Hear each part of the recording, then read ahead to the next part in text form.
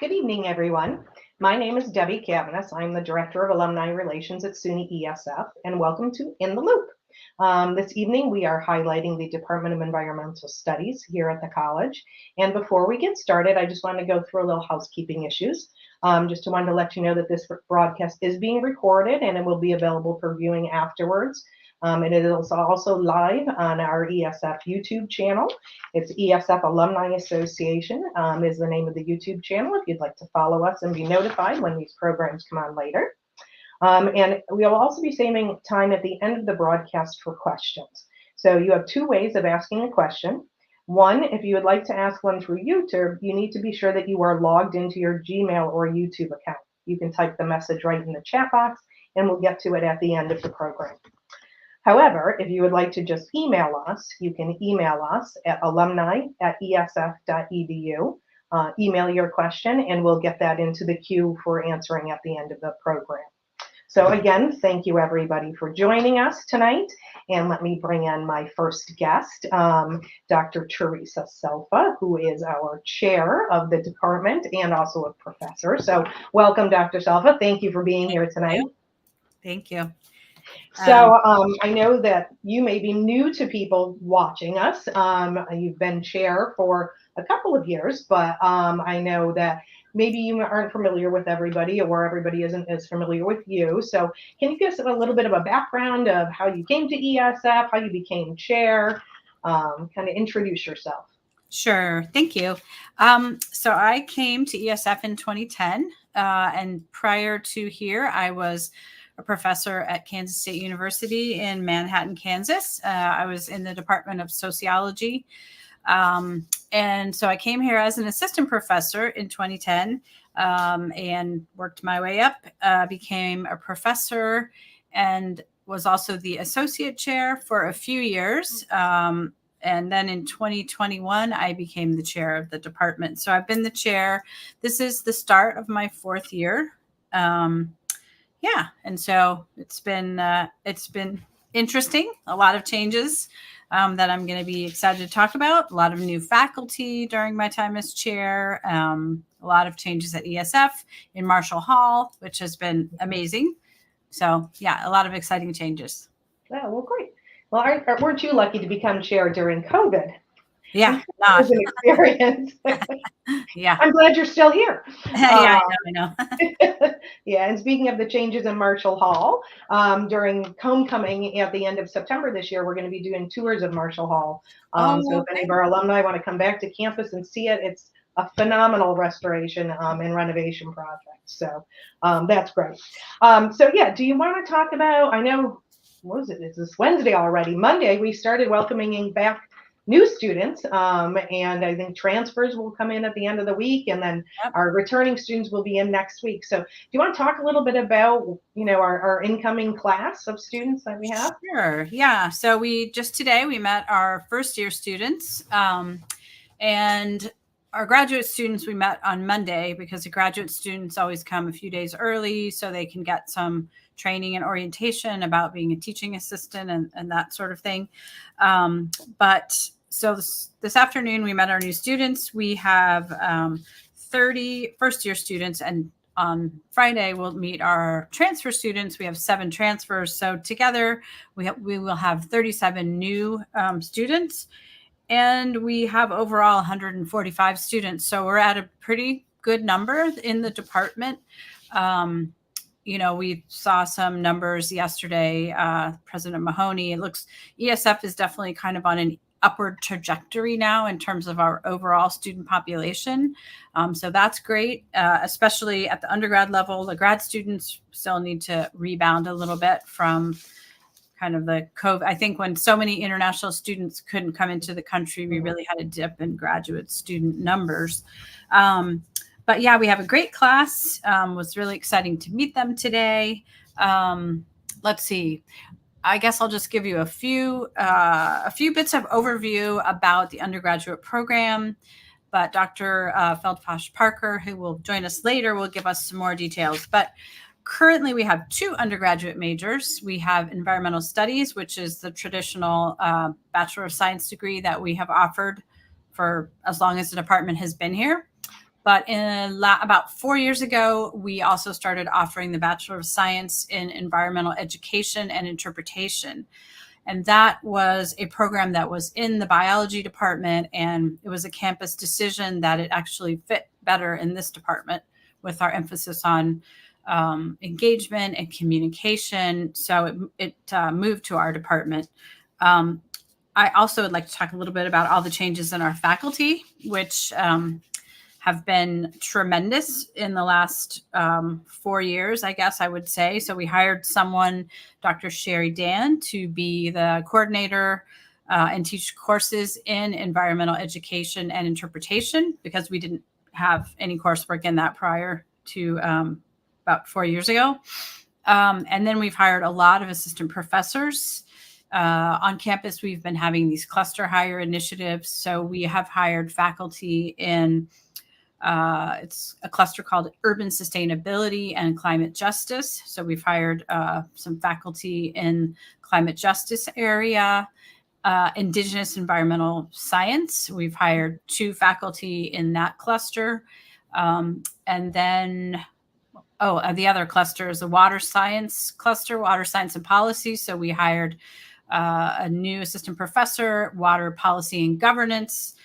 So those are some of the clusters and some of the areas of specialization. So we're really strengthening our areas in climate justice, environmental justice. We've also hired a faculty member in environmental health who also works in environmental justice issues.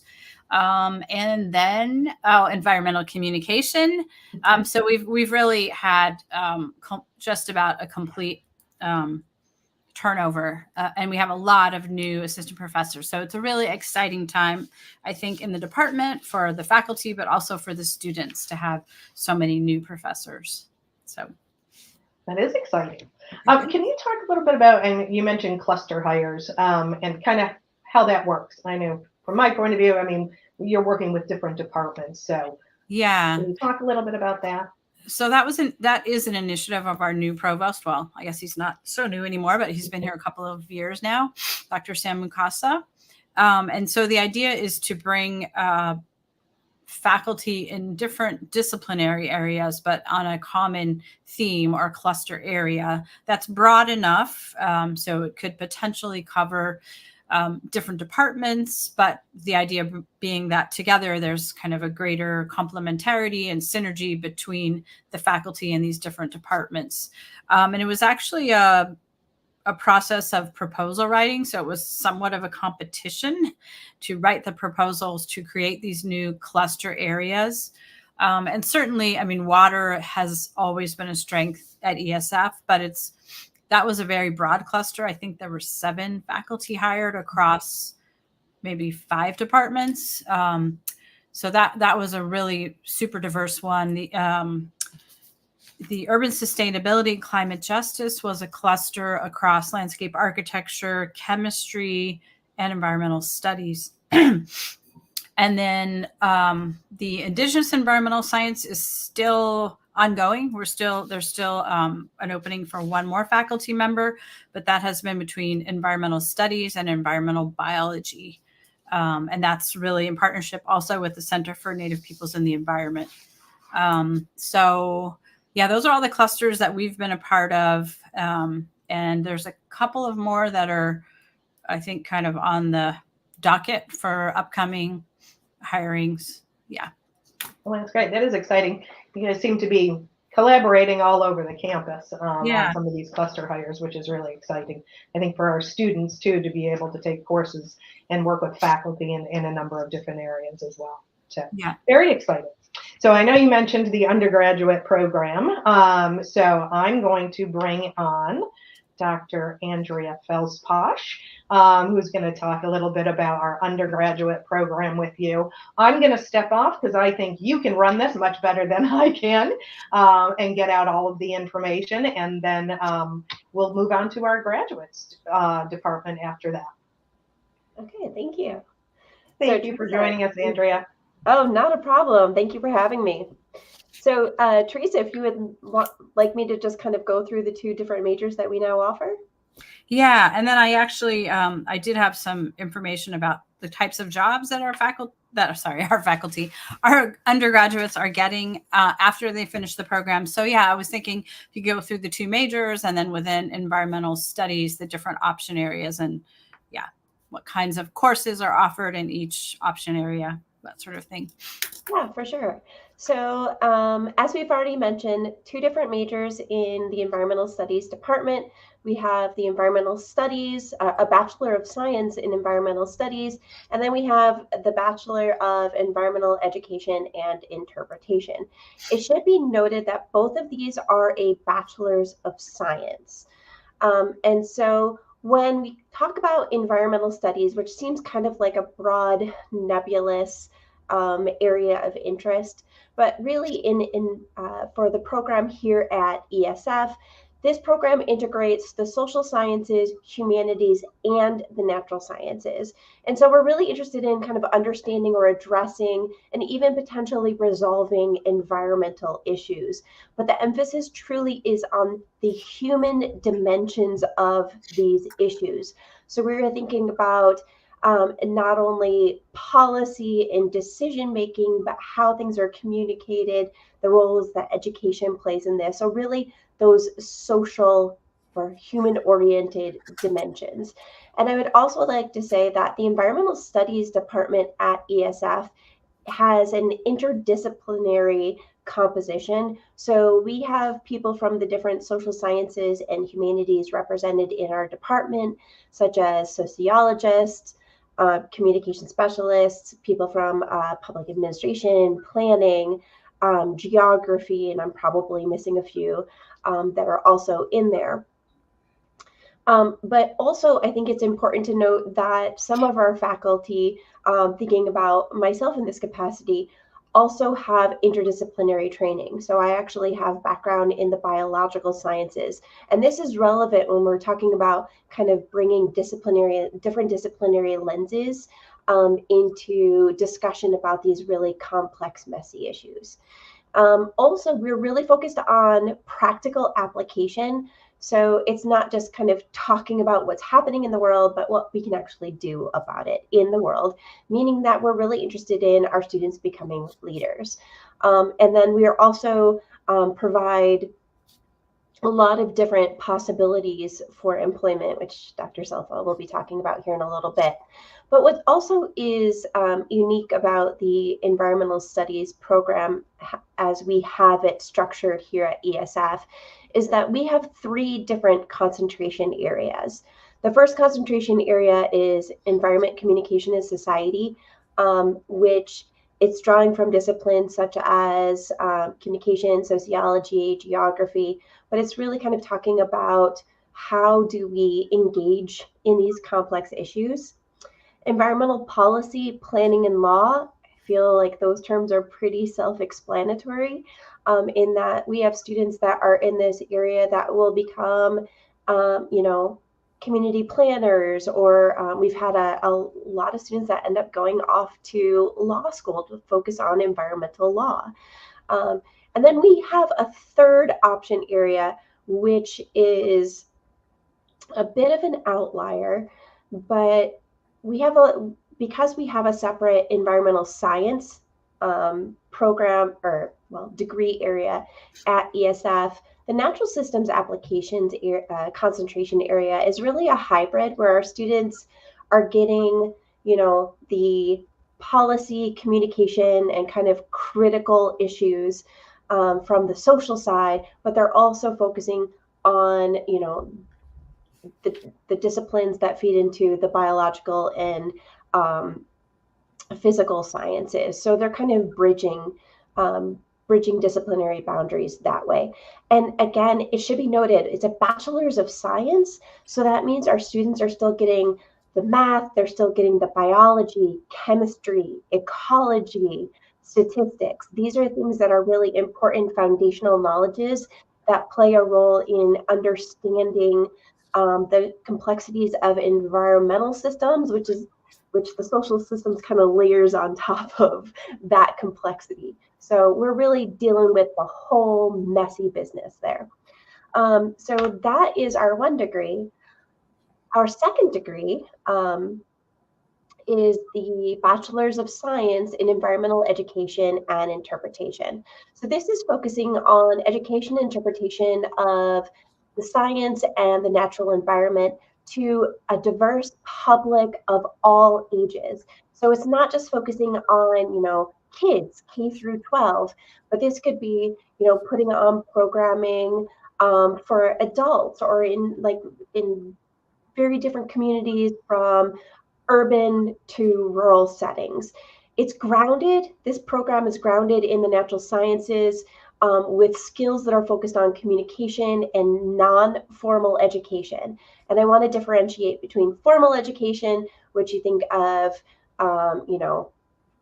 being in a school system, which is non-formal, which are settings like going to a a nature center or going to the zoo, for instance. And so those are it's those non-formal structures where usually people go there and they want to have an experience and they want to learn something that they're interested about or learn something new. So when it comes to employment, I think it's really this degree kind of feeds into very specific job types. So think of non-formal education venues such as nature centers, science museums, zoos, park, an arboreta, environmental education centers, an aquarium. Those are the types of spaces. We've also had students from this area that have gone to in places of interpretation, which is like your museums or your state and federal parks. We've had park rangers come through our program. So I think that's something to note.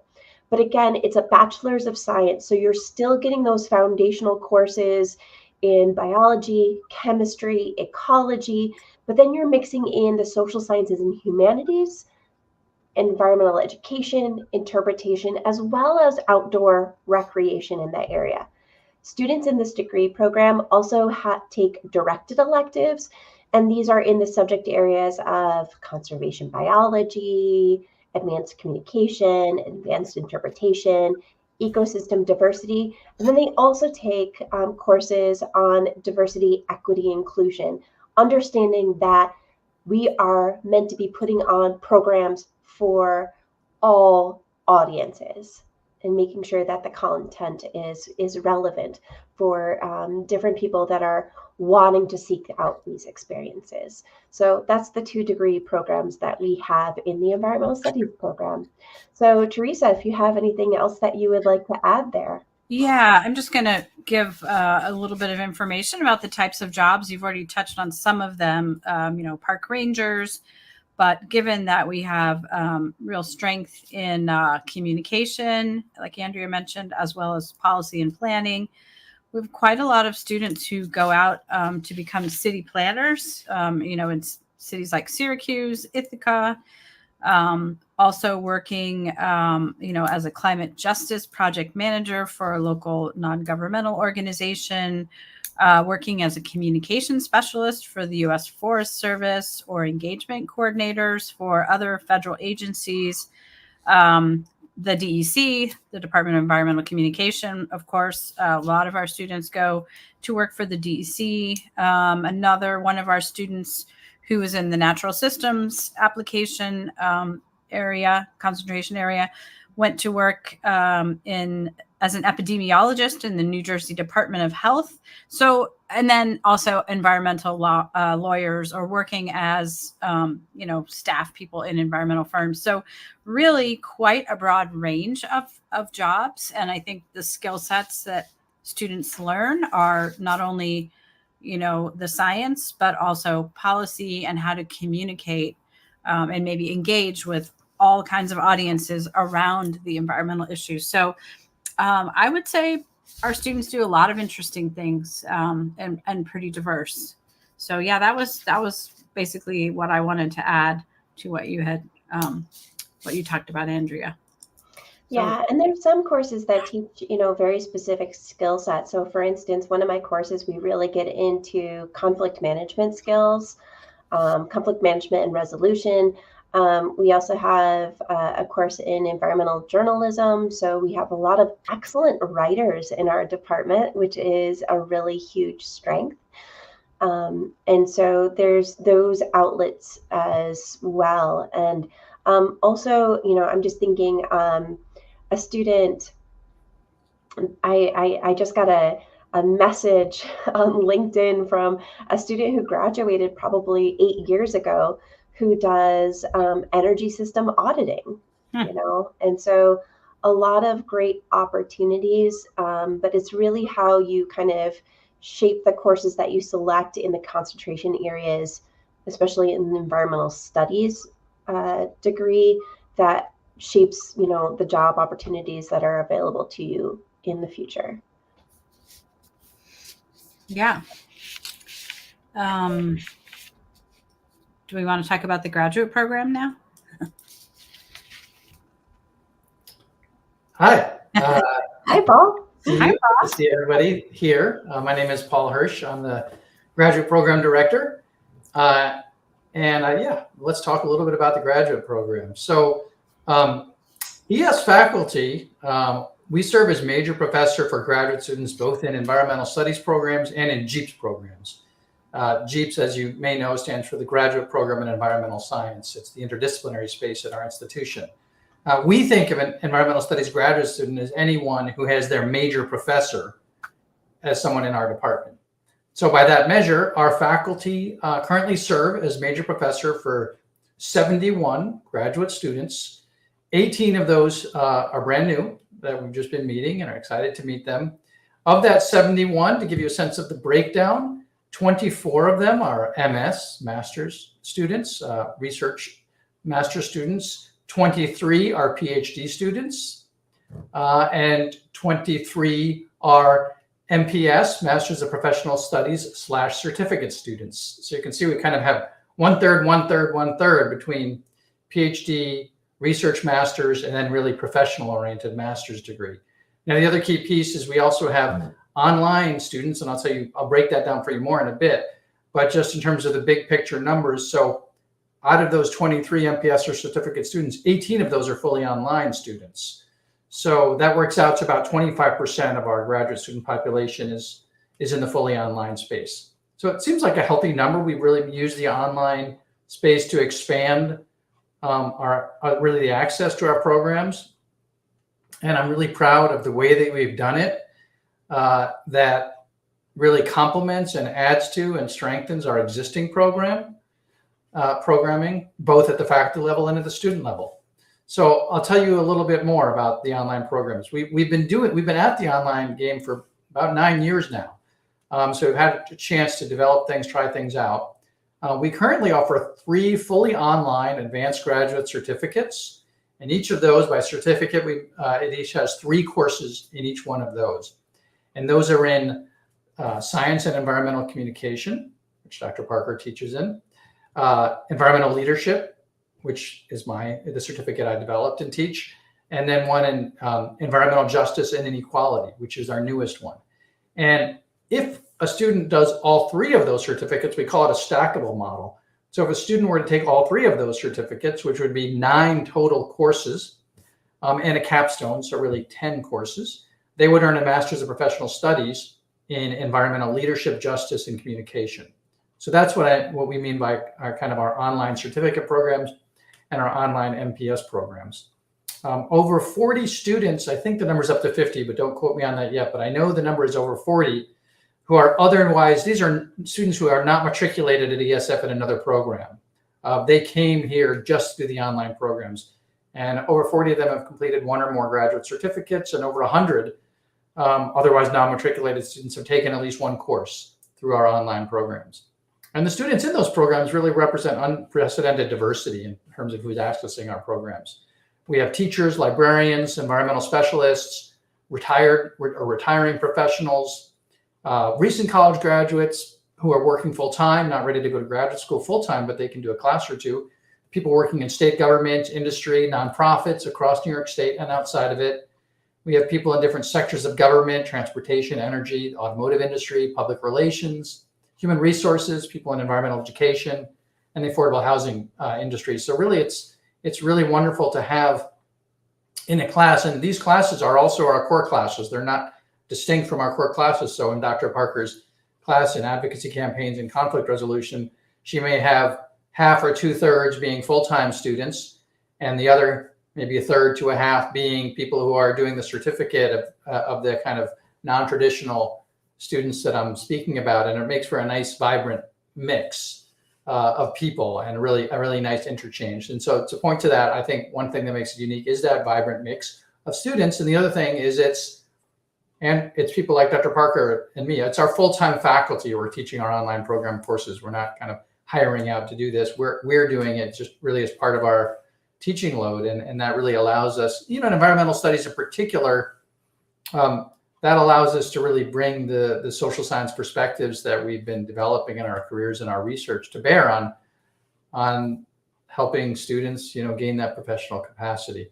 We're developing further online programming, some micro-credentials that potentially will be smaller than that 3-credit certificate for a little bit more of a on-ramp for folks who may really not be looking, at least right now, for kind of a full program, but they might be able to take a course, do a shorter micro-credential that's really in line with their professional trajectory and really supports them with some discrete concrete goals. And they can always fold that into all of our programming. You take one course as a visiting student, which is also something that many people do. They take one of these online courses as a visiting student. However you do it, you can always fold that in to the degree programs, certificates and MPS programs. And so we welcome you. If you have an undergraduate degree, it's a great way to stay involved and connected is to take one of our courses. You certainly contact either one of us about that. And the last thing I'll say is we have been working, and we will see how it unfolds. Many different dynamics at play, but we've been trying to initiate a PhD in environmental studies for students interested in specializing in the environmental social sciences at the PhD, at the doctoral level. And we see offering that in a limited residency format. So we're not offering a fully online PhD, but for certain students who have appropriate background and experience and who take advantage of our online courses that I've talked about. And you can find more by Googling environmental leadership, justice, and communication space ESF, and you'll see a breakdown of all our courses you could take and programming and such. But perhaps you could be here for 1 year in residency as a PhD student, and then utilize our online courses, your experience, your research, and everything to not be here the other time and to be kind of productively engaged in appropriate ways. So that is our graduate program. Maybe it would be helpful just to point out one thing, one question people ask a lot is, what's the difference between an MS and an MPS? And really the difference is a thesis, is research. If you're doing an MS, you're saying, I want to do original research so I can market myself as somebody who can do research, so I can perhaps prepare myself strongly for a PhD program. So that's the MS/PhD route. Or you could say, I want to really bring my skills to bear in a professional capacity as a consultant, as a leader, working for government, working in nonprofits, working in various sectors, working in education. And so I want to do a project, a capstone, or an internship that really gives me traction in the field that I hope to get into, or that I'm already in, but I want to improve in. And that will become the project as opposed to a thesis, which is in the MS program. So we try to make both of those options available for folks. And that's our graduate program. We're very excited about the way that just the multifaceted nature of it, and the way that it kind of works together, and everybody gets to engage with folks that they probably wouldn't otherwise. We also, I should probably say, we have a lot of international students, and they're from all over, and they're an incredible, it's just amazing to go to a graduate student orientation and meet people from all over the world, and know that you're going to learn as much from them, probably more, as they learn from you, and that they're going to, as we figure out and create together what we mean by environmental studies and how we live at that intersection between science, natural science, social science, policy, ethics, communication, they are really the ones who are leading. Our graduate students are really the ones pushing us to continually, kind of stay current and reinvent and be creative about how we embrace that challenge.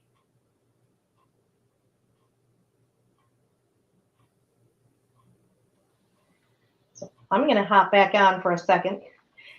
Teresa, if you want to unmute yourself, if you wanted to say something, I just wanted to make sure that, that I can unmute you. There we go. Yeah, sorry. I just was going to say, if anyone has any questions for us. Yeah, so we'll be taking some questions. If anybody has them, we can put them up. But I had some questions. So at the graduate level with those online courses, is there any undergraduate degree that you're looking for, or doesn't it matter? Kind of, are you looking for a broad base? You mean in terms of getting into the grad? Yeah. Yep. So the requirements to get in, good question. Thank you for asking. The requirements to get in is that you have a bachelor's degree from an accredited institution. We ask for a 3.0 GPA. If you fall a bit short, don't let that stop you from applying and, telling us about yourself. And we do not require the GRE for our online programs. You do not have to take the GRE to apply to our online programs. But no, you don't. I wouldn't say you need any particular undergraduate degree. Because we have so many folks from different contexts, and we appreciate that diversity. So no, there's no specific undergraduate degree required. Okay. Yeah, because I was just thinking, like, for people that just want to take one of these certificates just to kind of supplement their professional background, they're very specific. So I think it's really nice that if you could start one and then go on to the next one and go on to the next one, if you're really looking to build your knowledge in those areas. I think this is awesome. I might come and take one. So you're welcome.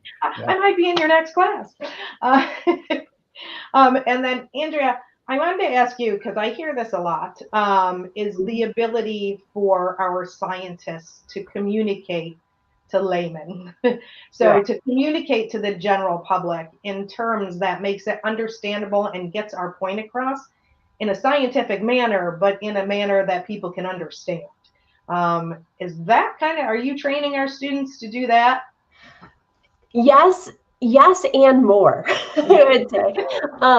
So I think that there is this definite, attempt to, how do we effectively communicate science? How do we make it engaging, something that people can understand and understand the significance of it? What, not only, explain what it is, but what does this mean to how we are addressing the issues that we are facing?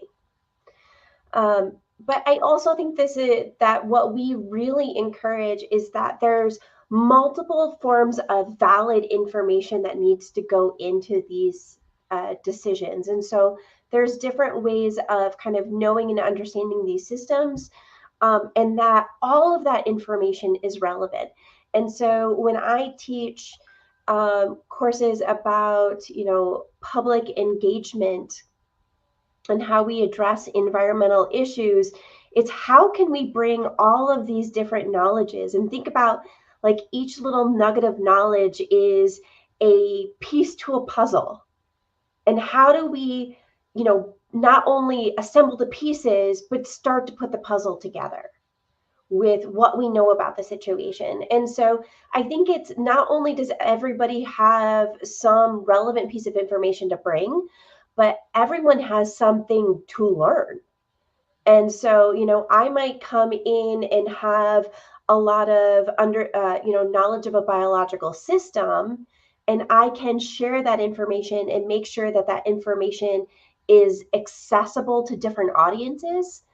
But at the same time, what else can I learn from somebody else who brings, a really important piece of information about the community or about a very specific situation that is happening in the world that is relevant to me as, putting myself in, like, maybe the position of a biologist.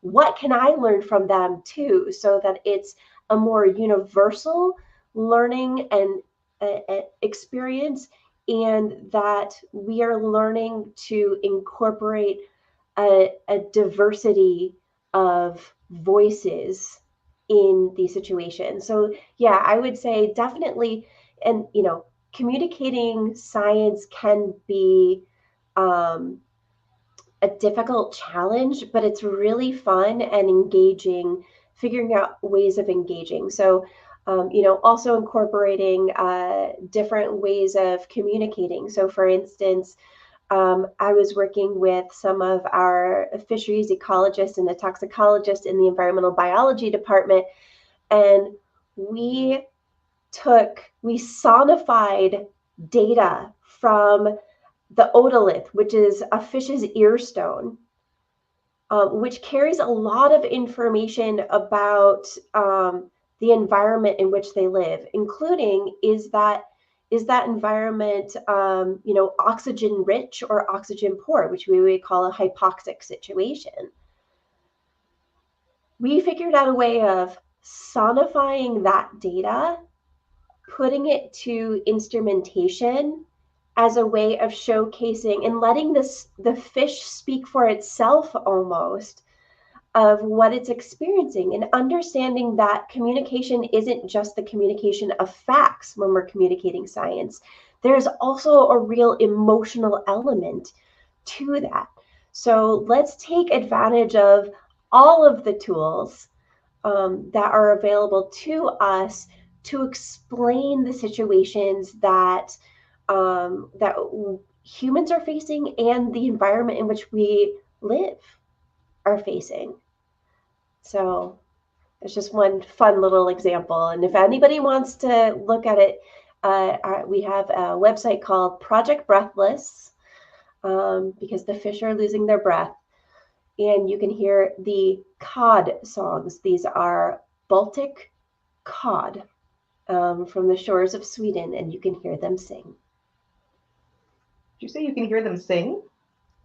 You can hear them sing. Well, it's not like they're playing the trumpet, but we're giving them we're voice. giving them a voice, right? Okay, thank you very much. I have a message. Hold on, my little mouse will work. Okay, so it's a long one. Ready? Given the interdisciplinary nature of the undergraduate degrees, what effects are you seeing or are you anticipating giving Syracuse University's latest decision to change ESF students for taking SU classes? I took communications, law, and business ethics courses at SU as a policy management concentrator in the early mid-90s and found them incredibly useful as supplements to my ESF courses. So I know this is kind of something new that has just happened recently. But if you want to talk to that, because I don't know if everybody is aware of actually what has happened and what is now the situation with Syracuse University courses for our ESF students, and especially those that are for their major. Yeah, I can start and others can add. So just as of this fall, our students will only be able to take required courses at Syracuse University without having to pay a tuition fee. It's still greatly reduced what they would have to pay relative to what a Syracuse University student would pay. I want to say it's $250 a credit. I think we learned the exact amount yesterday, but don't quote me on that. But at the same time, in this transition period, I think the university is also trying to be a little more flexible. If, for example, a student, it's their last semester and they had been waiting to take some courses at Syracuse University, and here it is their last semester, and now they can't all of a sudden. So I think there's a bit of flexibility, especially in this transition period.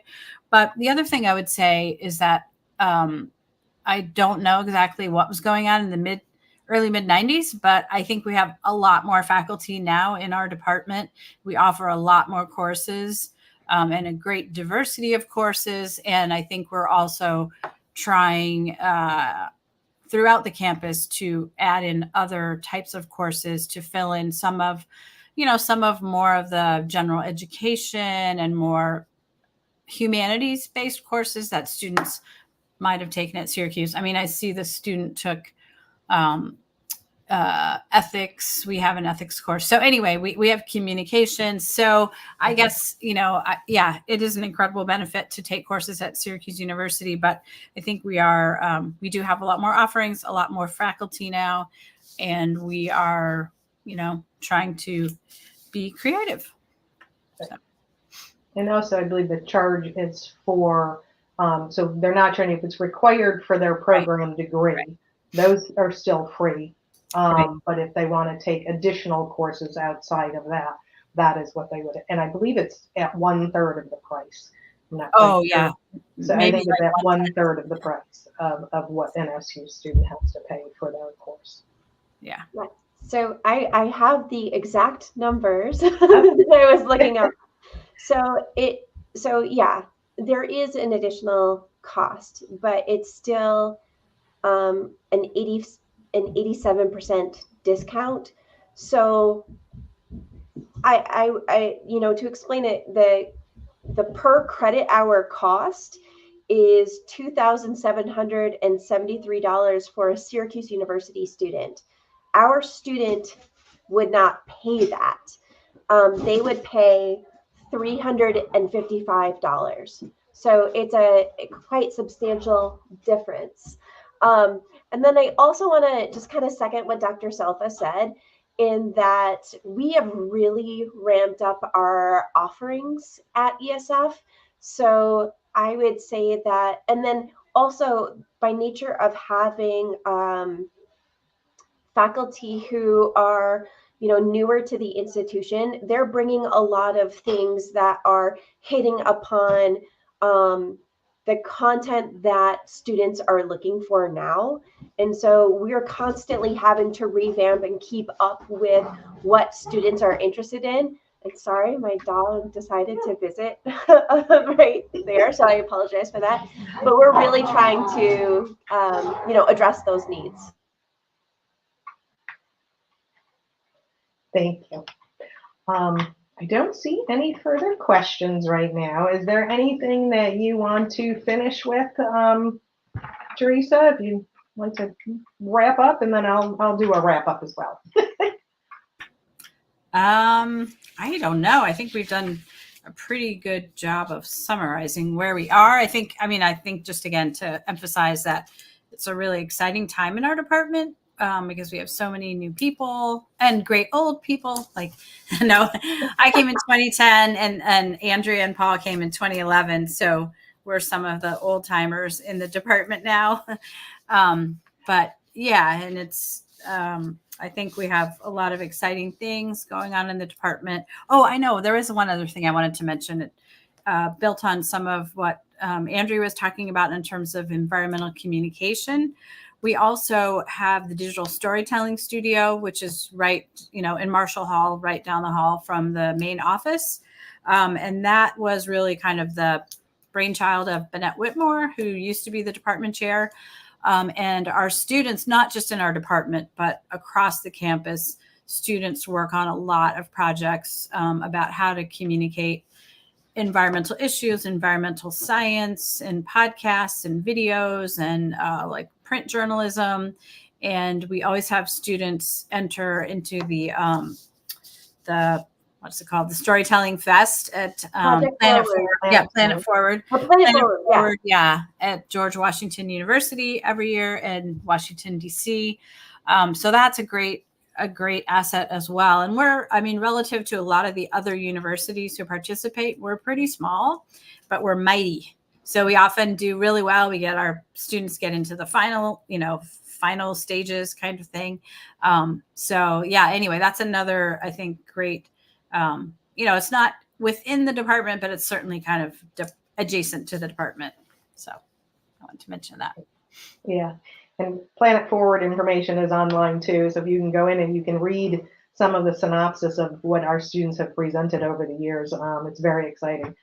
We were down there this year with our group that went down, and I know they had a wonderful time and got to meet so many people involved with their areas of interest. So it's a great experience for our students, and to have that digital storytelling is just an extra bonus for our students. So I just want to say thank you to everybody. If anybody's interested in any more information, go online. Our environmental studies program, all of this information that we talked about is online.